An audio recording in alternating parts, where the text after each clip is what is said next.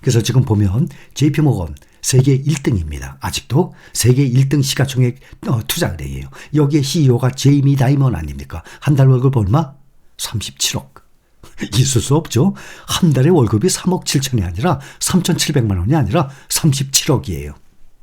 얼마나 대단하면 이 사람 제이미 다이먼이 물가가 쉽게 잡히지 않을 것이라고 추가 긴축을 주문했습니다. 반면에 또 제임스 고먼 모건 스탠리 CEO는 물가가 고점을 찍었다고 긴축 속도 조절이 필요하다라고 완전히 상반된 주장이에요. 세계적인 이렇게 CEO가 서로 생각이 완전히 다릅니다. 두 사람은 중국이 세계 경제에 미치는 영향에 대해서도 대립하는 의견을 냈어요. 주로 의견을 보면 다이먼 JP모건 CEO는 매파적인 의견과 발언이에요. 또 고먼 모건 스탠리 CEO는 비둘기파적인 의견과 발언입니다. 다이먼은 미국 금리 5%보다가 높아질 것으로 보고 있어요. 또 페드 부의장도 긴축 유지 강조를 하고 있어요. 다이먼처럼. 또 고먼의 모건 스탠리는 물가가 4%대로 낮아질 것라고 생각을 합니다. 3월 이후에 금리 인상 중단을 전망하고 있어요.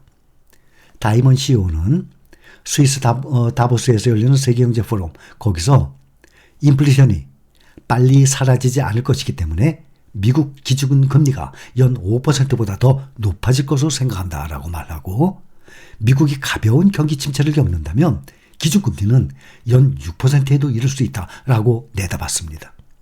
다이먼은 에너지 가격 하락과 중국 성장 둔화는 최근 인플레이션 완화에 도움이 됐지만 일시적인 것으로 생각한다. 중국은 더 이상 물가 하락을 유도하는 변수가 아니고 에너지 가격도 향후 10년간 계속 상승할 것이라고 전망을 했습니다. 또 어느 정도 경기 침체가 있을 것이라면서 나는 침체에 대해 걱정하느라 시간 낭비하지 않고 미국의 성장을 훼손하는 잘못된 정책을 오히려 우려하고 있다라고 말을 했습니다. 또 반대로 고먼 CEO는 인플레이션과 중국에 대해 다이먼과 다르게 판단을 했습니다. 최근에 아주 중요한 두 가지 상황이 바뀌었다라고 말하고, 첫째는 인플레이션이 분명히 정점을 지났다는 사실, 둘째는 중국의 정책 전환, 두 가지입니다. 중국의 리오프닝과 미국, 중국 재무당 간 회담도 세계 경제 성장의 희소식이라고 해석을 했습니다.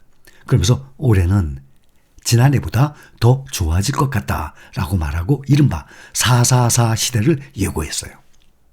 444 무엇인가 하면 실업률 4%, 기준금리도 4%, 물가 상승률도 4% 수준에 들어올 때 금리 인상을 중단하는 게 적절하다라고까지 지적을 했습니다. 그래서 444 정도면 행복의 나라에 있을 것이라고 표현을 했습니다. 자, 여기까지.